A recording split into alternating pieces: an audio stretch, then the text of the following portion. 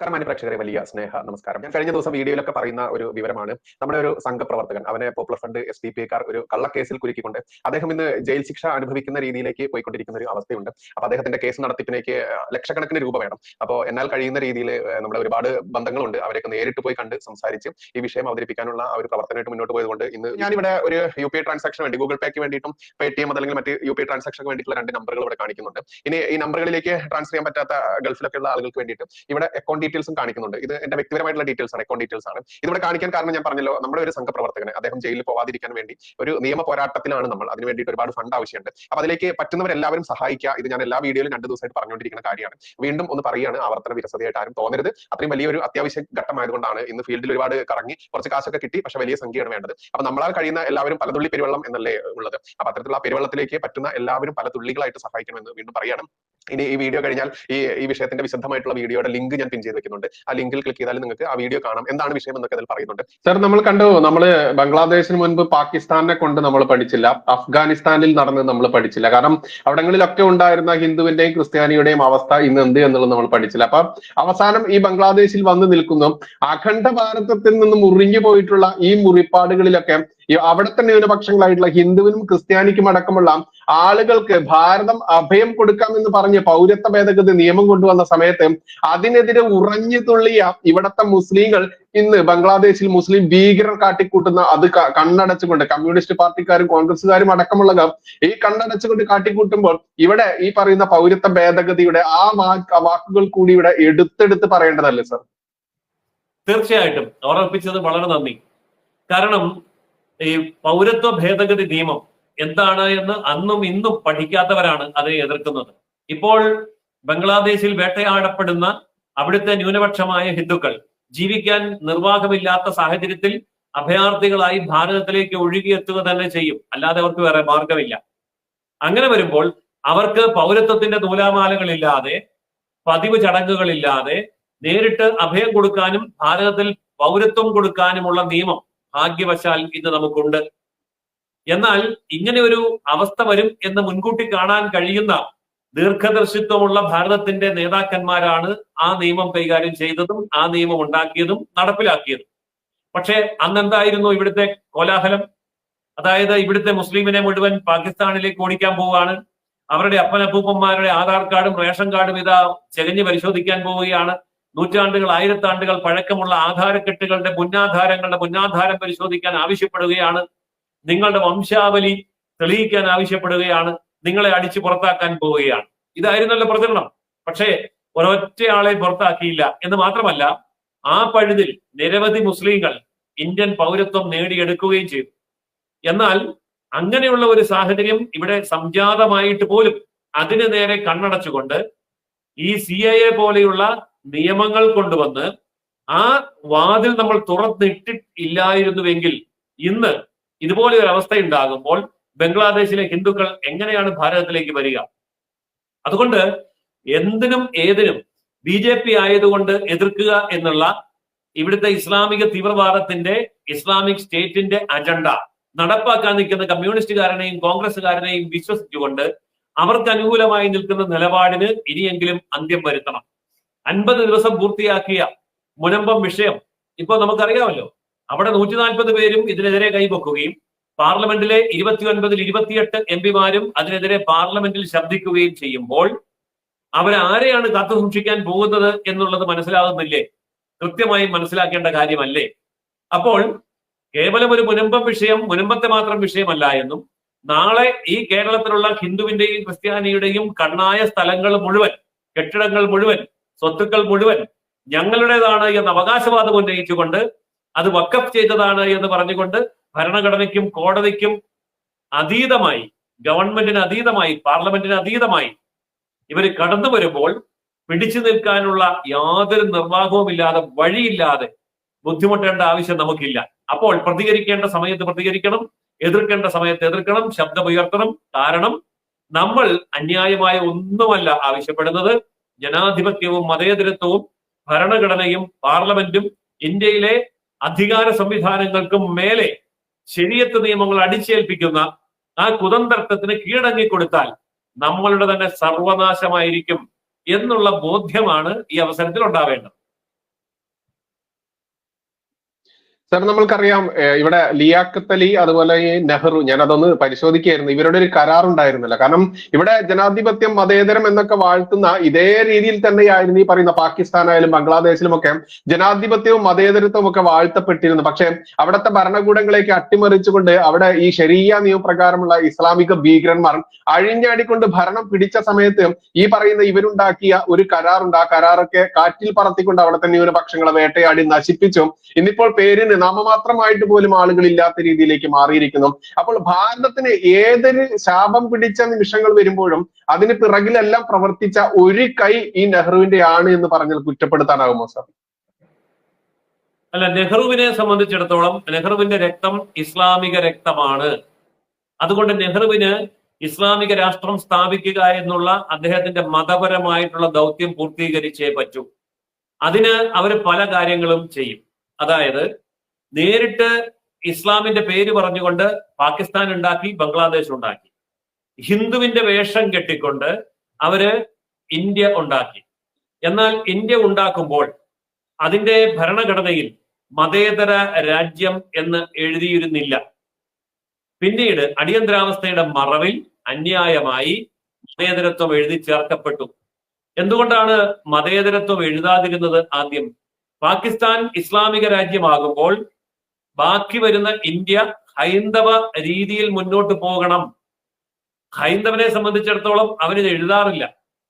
അതായത് അംബേദ്കർ വളരെ വ്യക്തമായി പറയുന്ന ഒരു കാര്യമുണ്ട്.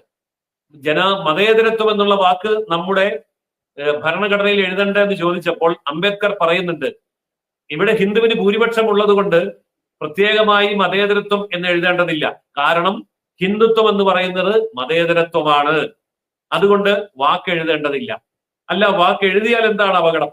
അന്നും അംബേദ്കർ പറയുന്നുണ്ട്, മതേതരത്വം എന്ന വാക്ക് എഴുതിയാൽ എഴുതാൻ വേണ്ടി ഉപയോഗിക്കുന്ന നിയമം അനുസരിച്ച് തന്നെ ആ വാക്ക് റദ്ദ് ചെയ്യാൻ പറ്റും. അതായത് മതേതരത്വം എന്ന് ഇന്ദിരാഗാന്ധി എഴുതി പിടിപ്പിച്ചുവെങ്കിൽ ഇന്ദിരാഗാന്ധിയുടെ പിൻഗാമികൾക്ക് മതേതരത്വം എടുത്തു മാറ്റി മറ്റൊന്ന് എഴുതാൻ സാധിക്കും. അതാണ് 95-ൽ നരസിംഹറാവുവും അതാണ് 2013-ൽ സോണിയാഗാന്ധിയും ചെയ്തത്. അപ്പോൾ ആ മതേതരത്വ രാജ്യത്ത് അതിന്റെ മുകളിൽ ഈ ശരിയ നിയമം അവർ കൊണ്ടുവന്നു. ഇതൊക്കെ ഇവിടെ ചെയ്തു കൊടുത്തത് ആരാണ്? ഇവിടുത്തെ കോൺഗ്രസ്സുകാരും കമ്മ്യൂണിസ്റ്റുകാരും. അപ്പോൾ ഇന്ന് ഭൂരിപക്ഷത്തോടു കൂടി BJP അധികാരത്തിൽ വന്നില്ലായിരുന്നുവെങ്കിൽ മുനമ്പത്ത് എന്ത് ചെയ്യാൻ പറ്റുമായിരുന്നു? ഈ രാജ്യത്തുള്ള മുഴുവൻ സ്വത്തുക്കളും എങ്ങനെ ആരുടെ കൈവശം എത്തുമായിരുന്നു? ഇത് വളരെ വ്യക്തമാണ്. അതുകൊണ്ട് ഭാരതത്തിന്റെ ഭാഗ്യമാണ് BJP അധികാരത്തിൽ വന്നതും നരേന്ദ്രമോദി അധികാരത്തിൽ 3-ാം തവണയും തുടരുന്നതും. അതുകൊണ്ട് അദ്ദേഹത്തിന്റെ ആ കാലഘട്ടത്തിൽ തന്നെ ഈ നിയമം കൃത്യമായി പാസാക്കിയില്ല എന്നുണ്ടെങ്കിൽ ഏതൊരു നിയമത്തെയും എങ്ങനെയും വളച്ചൊടിച്ച് അവർക്ക് അനുകൂലമാക്കി തീർക്കാൻ, എന്ന് പറഞ്ഞാൽ പാകിസ്ഥാൻ അനുകൂലമാക്കി തീർക്കാൻ, അന്താരാഷ്ട്ര ഇസ്ലാമിക് സ്റ്റേറ്റിന് അനുകൂലമാക്കി തീർക്കാൻ ഇവിടെ ഒത്താശ ചെയ്തു കൊടുക്കുകയും പരസ്യമായി പിന്തുണ കൊടുക്കുകയും ചെയ്യുന്ന ഇടത് വലത് മുന്നണികൾ ആ ആഗ്രഹം സാധിച്ചു കൊടുക്കും. കാരണം അവരുടെയൊക്കെ ഉള്ളിലുള്ള ഹിഡൻ അജണ്ട, കമ്മ്യൂണിസ്റ്റുകാരുടെയും കോൺഗ്രസ്സുകാരുടെയും അജണ്ട ഇന്ത്യയെ കൂടി ഇസ്ലാമിക രാഷ്ട്രമാക്കി തീർത്തു കൊടുക്കുക എന്നുള്ളതാണ്. അതിന് അടിസ്ഥാനപരമായി ചരിത്രപരമായ പല കാര്യങ്ങളുമുണ്ട്. നമ്മളിപ്പോ ജവഹർലാൽ നെഹ്റുവിന്റെ പാരമ്പര്യം ഇസ്ലാമിക പാരമ്പര്യമാണെന്ന് പറയുന്നത് പോലെ ഇന്ത്യയിലെ കമ്മ്യൂണിസ്റ്റുകാരുടെ പാരമ്പര്യം ഇസ്ലാമിക പാരമ്പര്യമാണ്. ഞാനിത് വ്യക്തമായിട്ട് പറയാം.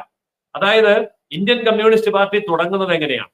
ഖിലാഫത്ത് പ്രസ്ഥാനം തുർക്കിയിൽ നടക്കുമ്പോൾ തുർക്കിയിലെ ഖലീഫയ്ക്ക് പിന്തുണ കൊടുക്കാൻ വേണ്ടി ഇന്ത്യയിൽ നിന്ന് പുറപ്പെട്ട് തുർക്കിയിലേക്ക് യാത്ര ചെയ്ത കുറച്ച് ഇസ്ലാം മത വിശ്വാസികളുണ്ട്, നേതാക്കന്മാരുണ്ട്. അവർ 5 പേര് ഉണ്ടായിരുന്നത്. ആ 5 പേര് ഇവിടെ നിന്ന് പാകിസ്ഥാനും അഫ്ഗാനിസ്ഥാനും കടന്ന് തുർക്കിയിലേക്ക് യാത്ര ചെയ്യുമ്പോൾ ഇന്നത്തെ അഫ്ഗാനിസ്ഥാന്റെ ഭാഗത്ത് എത്തുമ്പോഴേക്കും ആ ഖിലാഫത്ത് എന്ന് പറയുന്ന സ്വപ്നം പൊലിഞ്ഞു പോയിരുന്നു. പിന്നെ അങ്ങോട്ട് പോയിട്ട് കാര്യമില്ല. ഈ അവസരത്തിൽ ഇവരെന്ത് ചെയ്യണമെന്നറിയാതെ അന്തം വിട്ട് നിൽക്കുമ്പോൾ സോവിയറ്റ് യൂണിയനിലേക്ക് ഇവരെ ക്ഷണിക്കുകയാണ്. അങ്ങനെ സോവിയറ്റ് യൂണിയനിലേക്ക് പോകുന്ന അവര് അവിടെ ചെന്ന് കമ്മ്യൂണിസം എന്നുള്ള പ്രത്യയശാസ്ത്രം ഏറ്റെടുത്തുകൊണ്ട് ഇന്ത്യൻ കമ്മ്യൂണിസ്റ്റ് പാർട്ടിയെ സോവിയറ്റ് യൂണിയനിൽ വെച്ച് രൂപീകരിച്ച് ഇന്ത്യയിലേക്ക് തിരിച്ചു വരികയാണ്. ഈ കാര്യങ്ങളൊക്കെ നമുക്ക് നെറ്റിൽ സെർച്ച് ചെയ്താൽ കിട്ടുന്ന വസ്തുതകളാണ്. അങ്ങനെ ഇന്ത്യൻ കമ്മ്യൂണിസ്റ്റ് പാർട്ടിയുടെ തുടക്കം മുസ്ലിമിന്റെ കൈകൾ കൊണ്ടാണ്. അതുപോലെ തന്നെ ഇന്ത്യൻ നാഷണൽ കോൺഗ്രസിന്റെയും തുടക്കം മോട്ടിലാൽ നെഹ്റു എന്നും ജവഹർലാൽ നെഹ്റു എന്നും ഇന്ദിരാഗാന്ധി എന്നും ഒക്കെ പേരിട്ട് വിളിക്കുന്ന അകത്തുള്ള മുസ്ലിം രക്തത്തിൽ നിന്നാണ്. അതുകൊണ്ട് കമ്മ്യൂണിസം ജനിക്കുന്നതും കോൺഗ്രസ് ജനിക്കുന്നതും, അതായത് കമ്മ്യൂണിസത്തിനും കോൺഗ്രസത്തിനും കേരളത്തില് ഇന്ത്യയില് ജന്മം കൊടുക്കുന്നത് ഇസ്ലാമിക തീവ്രവാദികൾ തന്നെയാണ്. എന്നിട്ട് അവർ അഭിനയിക്കുകയാണ്, ഞങ്ങള് കമ്മ്യൂണിസ്റ്റ് ആണ്, ഞങ്ങൾ മതേതര കോൺഗ്രസ് ആണ് എന്നൊക്കെ വെറുതെ അഭിനയിക്കുകയാണ്.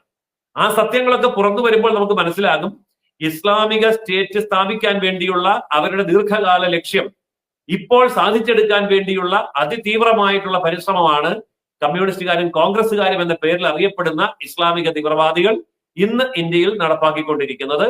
അതിന് ജവഹർലാൽ നെഹ്റു എന്ന് പറയുന്ന വ്യക്തിയെ സാമ്പത്തികമായി ഗാന്ധിയെ ഹൈജാക്ക് ചെയ്തുകൊണ്ട് ഗാന്ധിയെ കൊണ്ട് സ്വന്തം മകനെ ഇന്ത്യൻ പ്രധാനമന്ത്രിയാക്കിയ മോട്ടിലാൽ നെഹ്റു എന്ന് പറയുന്ന പേരുകൊണ്ട് മോട്ടിലാൽ നെഹ്റു എന്ന് പറയുന്ന മുസ്ലിം, ആ ചരിത്രം നമുക്ക് വേറൊരു ദിവസം വിശദമായിട്ട് കൊണ്ടുവരാം. അപ്പൊ അങ്ങനെയുള്ള ആ ഒരു ചരിത്ര യാഥാർത്ഥ്യങ്ങളൊക്കെ തന്നെ പുറത്തു വരേണ്ടി വരും ഈ ചർച്ചയുടെ ഭാഗമായിട്ട്. അപ്പോൾ ആ ഇസ്ലാമിക ആശയങ്ങൾ ഇപ്പോഴും തുടരുകയാണ്. ഏതായാലും നമുക്ക് ഇതിനൊക്കെ ഉള്ള ഒരു വേദിയായി ഇന്നത്തെ ഈ ചർച്ച, അതുപോലെ തന്നെ ഇന്ന് ബംഗ്ലാദേശിൽ നടന്നുകൊണ്ടിരിക്കുന്ന സംഭവ വികാസങ്ങൾ, ഇതൊക്കെ തന്നെ നമുക്ക് വെളിവാക്കേണ്ടതുണ്ട്, ചർച്ച ചെയ്യേണ്ടതുണ്ട്. ഏതായാലും ഈ ഒരു പ്രശ്നം ചർച്ചയായി മുന്നോട്ട് പോയാൽ കൃത്യമായും നെഹ്റു പാരമ്പര്യത്തിന്റെ ഇസ്ലാമിക രക്തം പുറത്തു വരിക തന്നെ ചെയ്യും. ആ സത്യം ഇന്ത്യ അറിയണം. ആ സത്യം ഇവിടുത്തെ പാവപ്പെട്ട ഹിന്ദുക്കളും ക്രിസ്ത്യാനികളും അറിയണം. ക്രിസ്ത്യാനികൾ ഇപ്പോൾ ഓർത്തിരിക്കുന്നത് കോൺഗ്രസ് എന്ന് പറയുന്നത് സോണിയയുടെ കയ്യിലാണെന്നും സോണിയ എന്ന് പറയുന്നത് ഒരു ക്രിസ്ത്യാനിയാണെന്നും അതുകൊണ്ട് ഞങ്ങളുടെ കൂടെ നിൽക്കുമെന്നും ഒക്കെയാണ്. പക്ഷെ പാവം ക്രിസ്ത്യാനികൾ സത്യം അറിയാൻ പോകുന്നേ ഉള്ളൂ, പാവ ഹിന്ദുക്കളും സത്യം അറിയാൻ പോകുന്നേ ഉള്ളൂ. പക്ഷെ ബംഗ്ലാദേശിന്റെ വിഷയം, അതുപോലെ തന്നെ ഈ വഖഫിന്റെ വിഷയം, ഇതൊക്കെ തന്നെ ചർച്ച ചെയ്യുന്ന വേദിയിൽ ഈ കോൺഗ്രസിന്റെ മുഖം മൂടി അഴിഞ്ഞു വീടും, കോൺഗ്രസ് നേതാക്കന്മാരുടെ മുസ്ലിം പാരമ്പര്യം വെളിവായി വരികയും ചെയ്യും. സർ, നമ്മൾക്കറിയാം ഇവിടെ ഇസ്രയേലിനെതിരെ ഈ ഹമാസ് മുസ്ലിം ഭീകരന്മാർ കാട്ടിക്കൂട്ടിയ വലിയൊരു ക്രൂരത നമ്മൾ കണ്ടതാണ്. അന്ന് ഇവിടുത്തെ അതിനുശേഷം ഇസ്രയേൽ കൃത്യമായിട്ട് അവരുടെ ആ ശക്തി ഉപയോഗിച്ചുകൊണ്ട് തിരിച്ചടിച്ച സമയത്ത് ഇങ്ങോട്ട് കയറി മാന്തിയപ്പോൾ അങ്ങോട്ട് കയറി നിലംപരിശാക്കുന്ന രീതിയിൽ ഇസ്രയേൽ തിരിച്ചടിച്ച സമയത്ത് ഇസ്രയേലിനെതിരെ ക്യാമ്പയിൻ നടത്തിയിട്ടുള്ള ഒരു നാടാണ് നമ്മുടെ ഈ കേരളം, പ്രത്യേകിച്ച് കേരളം എന്ന് എടുത്ത് പറയേണ്ടതുണ്ട്. അതുപോലെ തന്നെ ഈ പറയുന്ന മാധ്യമങ്ങൾ മാത്രമല്ല, ഈ സിനിമാ മേഖലയിലായിക്കോട്ടെ മറ്റൊട്ടേറെ സാംസ്കാരിക സാമൂഹിക രംഗത്തുള്ള പെയ്ഡ് കാശ് വിഴുങ്ങിക്കൊണ്ട് അതല്ലെങ്കിൽ ഈ ഇസ്ലാമിക ഭീകരന്മാരുടെ അമേദ്യം ഭക്ഷിച്ചുകൊണ്ട് തന്നെ പ്രതികരിക്കുന്ന രീതിയിലുള്ള ഇവന്മാരെല്ലാവരും വായിൽ നിന്ന് പഴം തിരികിയിരിക്കുന്ന ഒരു അവസ്ഥ കൂടിയുണ്ട്. അതുകൂടെ കൂട്ടി ചേർക്കാതെ നമുക്ക് മുന്നോട്ട് പോകാൻ പറ്റുമോ സർ? തീർച്ചയായിട്ടുമില്ല. ഇന്ന് ഇപ്പോൾ കേരളത്തില് അങ്ങോളം ഇങ്ങോളം എല്ലാ പ്രദേശങ്ങളിലും ഹിന്ദു ഐക്യവേദി ഈ ബംഗ്ലാദേശിലെ ഹിന്ദുക്കൾക്ക് ഐക്യദാർഢ്യം പ്രകടിപ്പിക്കുന്ന പരിപാടികൾ നടത്തിയില്ലായിരുന്നുവെങ്കിൽ ഇവിടെ സംഭവിക്കേണ്ടത് എന്തായിരുന്നു? ബംഗ്ലാദേശിലെ ജമാഅത്തെ ഇസ്ലാമിയുടെ പ്രവർത്തനങ്ങൾക്ക് പിന്തുണ പ്രഖ്യാപിച്ചുകൊണ്ട് ബംഗ്ലാദേശിൽ ഇന്ന് നടക്കുന്നതായിട്ടുള്ള വിപ്ലവത്തിന് കമ്മ്യൂണിസ്റ്റുകാരും കോൺഗ്രസുകാരും പിന്തുണ കൊടുക്കുമായിരുന്നു. ഈ കേരളത്തിൽ അവരുടെ പ്രകടനങ്ങൾ ഉണ്ടാകുമായിരുന്നു. എങ്ങനെയാണോ ഫലസ്തീൻ അനുകൂല പ്രകടനങ്ങൾ ഉണ്ടായത്, അതുപോലെ ജമാഅത്തെ ഇസ്ലാമിക്ക് അനുകൂലമായിട്ടുള്ള പ്രകടനങ്ങൾ കേരളത്തിൽ നടക്കുമായിരുന്നു. ഏതായാലും ഹിന്ദു ഐക്യവേദി തക്ക സമയത്ത് ഇടപെടുകയും ബംഗ്ലാദേശിലെ പീഡിപ്പിക്കപ്പെടുന്ന ഹിന്ദുക്കൾക്ക് ഐക്യദാർഢ്യം പ്രഖ്യാപിക്കാൻ രംഗത്ത് വരികയും ചെയ്തതുകൊണ്ട് ഇനി അതിന് ബദലായി പെട്ടെന്ന് ചാടിയിറങ്ങാൻ കമ്മ്യൂണിസ്റ്റുകാർക്കും കോൺഗ്രസുകാർക്കും സാധിക്കുകയില്ല. അതാണ് ഇപ്പോ ഉണ്ടായിരിക്കുന്ന ഒരു ഭാഗ്യം. പക്ഷെ എങ്കിൽ പോലും വോട്ട് ബാങ്ക് രാഷ്ട്രീയത്തിൽ തൃപ്തിപ്പെടുത്താൻ വേണ്ടി അവര് ബംഗ്ലാദേശിന്റെ ഇപ്പോഴത്തെ ഭരണാധികാരികൾ, അതായത് ജനാധിപത്യത്തെ അട്ടിമറിച്ചിട്ട് തീവ്രവാദം ഭരണം പിടിമുറുക്കുമ്പോൾ ബംഗ്ലാദേശിന്റെ ഭരണാധികാരികൾക്ക് പിന്തുണ കൊടുത്തുകൂടായികയുമില്ല. അപ്പോൾ യഥാർത്ഥത്തിൽ സത്യം എന്താണ് എന്നുള്ളത് പുറത്തു കൊണ്ടുവരാൻ ഹിന്ദു ഐക്യവേദിക്ക് സാധിച്ചു. ഇല്ലായിരുന്നെങ്കിൽ സത്യം നേരെ തലതിരിച്ച് അവതരിപ്പിക്കാൻ കോൺഗ്രസുകാരും കമ്മ്യൂണിസ്റ്റുകാരും മാധ്യമങ്ങളും കേരളത്തിൽ രംഗത്ത് വരുമായിരുന്നു. ഇതാണ് ഇപ്പോൾ നമ്മൾ ഇതിൽ നിന്ന് മനസ്സിലാക്കേണ്ട വസ്തുത. സാർ, നമ്മൾക്കറിയാം എത്ര കിട്ടിയാലും പഠിക്കാത്ത ഒരു വിഭാഗം തന്നെയാണ് ഹിന്ദു വിഭാഗം എന്നുള്ളത്. ഇപ്പോൾ ഇവിടുത്തെ മൃഗീയമായിട്ടുള്ള ഹിന്ദു ഭൂരിപക്ഷം കൊണ്ട് തന്നെയാണ് ഇടതുപക്ഷമായാലും വലതുപക്ഷമായാലും എന്തിനേറെ SDP അടക്കമുള്ള സംഘടനകളിൽ വരെ ഹിന്ദുക്കളുണ്ട് എന്നുള്ളത് നമ്മൾക്കറിയാം. തുളസിദാസ്മാരും അതുപോലെ ഒരുപാട് ഹിന്ദു നാമധാരികളൊക്കെ നമ്മൾക്കറിയാം. ഇത്തരത്തിൽ ഈ ഹിന്ദുക്കളെ വിഭജിച്ചെടുത്തുകൊണ്ട് മുന്നോട്ട് പോകുമ്പോൾ എത്ര കിട്ടിയാലും പഠിക്കാത്ത ഈ ഹിന്ദുക്കളോട് ഇനി എന്താണ് സാർ നമ്മൾ കൂടുതൽ കൂട്ടിച്ചേർക്കുക? അതായത് ഇപ്പോഴും ഹിന്ദു പലപ്പോഴും ചിന്തിച്ചിരിക്കുന്നത് സംവരണം ഞങ്ങളെ രക്ഷിക്കും, ഞങ്ങൾക്ക് സംവരണാനുകൂല്യമുണ്ട്. ചില ഹിന്ദുക്കളൊക്കെ പറയുന്നത് നമ്മളെ ന്യൂനപക്ഷം ആയിക്കോട്ടെ, അപ്പൊ ന്യൂനപക്ഷ അവകാശം കിട്ടുമല്ലോ എന്നാ. ഹിന്ദു ന്യൂനപക്ഷമായ ഒരു പ്രദേശത്ത് ന്യൂനപക്ഷ അവകാശങ്ങൾ ഇല്ല എന്നുള്ളത് ഇവിടുത്തെ ഈ മരത്തലയൻ ഹിന്ദുവിന് എന്നാ മനസ്സിലാകുന്നതെന്ന് നമുക്കറിയില്ല. അതുപോലെ തന്നെ ഹിന്ദുവിന് ആധിപത്യമുണ്ടായിരുന്ന എത്രയോ മേഖലകൾ ഇന്ന് നമുക്ക് നഷ്ടപ്പെട്ടിരിക്കുന്നു. ഇത് നഷ്ടപ്പെടാൻ കാരണം എന്താ? ഹിന്ദുക്കൾക്ക് വിദ്യാഭ്യാസം ഇല്ലാത്തത് കൊണ്ടല്ല, ഹിന്ദുക്കൾക്ക് ബുദ്ധി ഇല്ലാത്തത് കൊണ്ടല്ല, ഹിന്ദുക്കൾക്ക് അറിവില്ലാത്തത് കൊണ്ടല്ല, സംഘടനകൾ ഇല്ലാത്തത് കൊണ്ടല്ല, സംഘടനാ നേതാക്കന്മാരില്ലാത്തത് കൊണ്ടുമല്ല. മറിച്ച് രാഷ്ട്രീയ അധികാരം, നിയമപരമായ അധികാരം, ഇത് മുഴുവൻ ഇവിടുത്തെ ഇസ്ലാമിന്റെ കൈപ്പിടിയിൽ കൊണ്ടുപോയി കൊടുത്തത് ഇവിടുത്തെ കമ്മ്യൂണിസ്റ്റുകാരും കോൺഗ്രസ്സുകാരുമാണ് എങ്കിലും കമ്മ്യൂണിസ്റ്റുകാരെയും കോൺഗ്രസ്സുകാരെയും സൃഷ്ടിച്ചതും അവരെ നിലനിർത്തിയതും അവരെ മുഖം കാണിക്കാൻ വരുമ്പോൾ അവർക്കെല്ലാം വാതിൽ തുറന്നു കൊടുത്തതും അവര് പുഷ്പാർച്ചനയ്ക്ക് വരുമ്പോൾ കൂടെ പുഷ്പവുമായിട്ട് പോയി സഹ അർച്ചന നടത്തിയതും ആരാണ്? ഇവിടുത്തെ ഹിന്ദു നേതാക്കന്മാരാണ്. ആ ഹിന്ദു നേതാക്കന്മാര് ആ കാണിച്ച സൗമനസ്യം സ്വന്തം സമൂഹത്തിലെ ജനങ്ങളെ കൊലയ്ക്ക് കൊടുത്തുകൊണ്ടാണ്. സ്വന്തം സമൂഹത്തിലെ പുതിയ തലമുറ ജോലിയില്ലാതെ, വിദ്യാഭ്യാസമില്ലാതെ, ബിസിനസ് ഇല്ലാതെ, വ്യവസായമില്ലാതെ, യാതൊരു സാമൂഹ്യ സുരക്ഷയുമില്ലാതെ ഈ പറഞ്ഞവരുടെയൊക്കെ വീടുകളിലും കടകളിലും സ്ഥാപനങ്ങളിലും വാഹനങ്ങളിലും ജോലിക്കാരായി അടിമപ്പണി ചെയ്യുന്നത് കണ്ടിട്ടും ഈ ഹിന്ദു സമുദായ നേതാക്കന്മാർക്ക് കണ്ണു തുറക്കാൻ കഴിയുന്നില്ല എന്നുണ്ടെങ്കിൽ അവർക്ക് വൈകി ഉദിക്കുന്ന വിവേകം അവരെ രക്ഷിക്കുകയില്ല. അതുകൊണ്ട് ശരിക്കും പറഞ്ഞാൽ കേരളത്തിലെ ഹൈന്ദവ സമൂഹ സംഘടനകളുടെ, സമുദായ സംഘടനകളുടെ, ജാതി സംഘടനകളുടെ ഉള്ളിൽ കലാപം പൊട്ടിപ്പുറപ്പെടേണ്ട സമയമായിട്ടുണ്ട്. കാരണം ഈ നേതൃത്വം ശബ്ദിക്കേണ്ടി വരുമ്പോൾ ശബ്ദിക്കില്ല, പ്രതിരോധിക്കേണ്ടി വരുമ്പോൾ പ്രതിരോധിക്കുന്നില്ല, സംഘടിക്കേണ്ടി വരുമ്പോൾ സംഘടിക്കുന്നില്ല, ഹിന്ദുവിന്റെ എന്ന നിലയിൽ യാതൊരു വിഷയവും ഏറ്റെടുക്കുന്നില്ല. അപ്പോഴൊക്കെ അവര് രാഷ്ട്രീയക്കാരുടെ റാൻമൂളികളായി മാറുകയാണ്. അപ്പൊ അതുകൊണ്ട് കേരളത്തിലെ ഹൈന്ദവ സമൂഹത്തിന്റെ ഇടയിൽ ജാതി കോട്ടകൾ പൊളിച്ചുകൊണ്ട് ജാതി ഹിന്ദുക്കളായി നിന്നിട്ട് നമുക്കൊന്നും നേടാനില്ല എന്ന സത്യം മനസ്സിലാക്കിക്കൊണ്ട് അവർ പുറത്തേക്ക് വരേണ്ട കാലഘട്ടമായി. അത് പുറത്തേക്ക് വരേണ്ട ഒരു സാഹചര്യം ഇപ്പോൾ ഉരുത്തിരിഞ്ഞു വരികയാണ്. മാന്യപ്രേക്ഷകരെ, ഇത് ഈ ഒരു സെഷൻ കൊണ്ട് മാത്രം അവസാനിപ്പിക്കാൻ പറ്റിയൊരു വിഷയമല്ല ഇത്. കാരണം എത്ര നാളുകൊണ്ട് അവിടുത്തെ ഇസ്ലാമിക ഭീകരന്മാർ ഈ പറയുന്ന ഹിന്ദു വിഭാഗത്തെ, ക്രിസ്ത്യൻ വിഭാഗം അടക്കമുള്ള അവിടുത്തെ ന്യൂനപക്ഷങ്ങളെ കൊന്നൊടുക്കിക്കൊണ്ടും മതം മാറ്റിക്കൊണ്ടും കൊള്ളയടിച്ചുകൊണ്ടും കൊടിയ പീഡനങ്ങൾ നടത്തിക്കൊണ്ടും മുന്നേറി ഇങ്ങനെ ഈ ലോകത്തിന് മുൻപിൽ തന്നെ ഏറ്റവും ഭീഭത്സമായ രീതിയിലേക്ക് ഒരു പ്രത്യേക വിഭാഗമായി മാറുമ്പോൾ അവർ എന്തൊക്കെ ചെയ്തു കൂട്ടും എന്നുള്ളത് ഇനിയും നമ്മൾക്ക് നിർവചിക്കേണ്ട ഒരുപാട് ദിവസങ്ങളിൽ നമ്മൾ ഈ ചർച്ചകൾ തന്നെ വീണ്ടും കൊണ്ടുവരുന്നതായിരിക്കും. മാത്രമല്ല ഈ കേരളത്തിലെ ഏതെങ്കിലും ഒരു ഹിന്ദുവിനും ഏതെങ്കിലും ഒരു ക്രിസ്ത്യാനിക്കും ഇതൊക്കെ കണ്ടിട്ട് കണ്ണു തുറക്കാനാവുകയാണെങ്കിൽ കണ്ണു തുറക്കട്ടെ എന്ന് കരുതി തന്നെയാണ് ഈ വൈകിയ വേളയിലാണെങ്കിലും അഡ്വക്കേറ്റ് ജയസൂര്യൻ സാർ കൃത്യമായിട്ട് ഈ വിവരങ്ങൾ വിശകലനം ചെയ്ത് നിങ്ങളോട് സംസാരിക്കുന്നത്. അതുകൊണ്ട് മാക്സിമം ആളുകളിലേക്ക് ഇത്തരം വിവരങ്ങൾ എത്തിക്കുക എന്നുള്ള ദൗത്യമെങ്കിലും മാന്യ പ്രേക്ഷകർ ഏറ്റെടുക്കുക എന്ന ആ ഒരു എളിയ അഭ്യർത്ഥനയോടെ ജയസൂര്യൻ സാറിന്റെ പെർമിഷനോടുകൂടി തൽക്കാലം ഈ സെഷൻ ഇവിടെ അവസാനിപ്പിക്കാം. സാർ, ഒരു റിക്വസ്റ്റ് ഉണ്ട്. നമ്മുടെ ജവഹർലാൽ നെഹ്റുവിന്റെ, സാർ നേരത്തെ പറഞ്ഞ പോലെ തന്നെ നെഹ്റുവിന്റെ ആ ഒരു മുസ്ലിം രക്തം എങ്ങനെയെന്നുള്ളത് മാന്യ പ്രേക്ഷകർക്ക് ഇന്നും യാഥാർത്ഥ്യങ്ങൾ അറിയില്ല എന്നുള്ളതാണ്. അപ്പൊ ആ ഒരു വിഷയം നമ്മൾ അടുത്ത നാളിൽ തന്നെ ഒന്ന് ചർച്ച ചെയ്യാനുള്ള അതിലേക്ക് മാറണം എന്നൊരു അഭ്യർത്ഥന വെക്കുകയാണ്. എന്തായാലും തൽക്കാലം നമുക്ക് ഈ സെഷൻ ഇവിടെ വൈൻഡ് അപ്പ് ചെയ്യാം.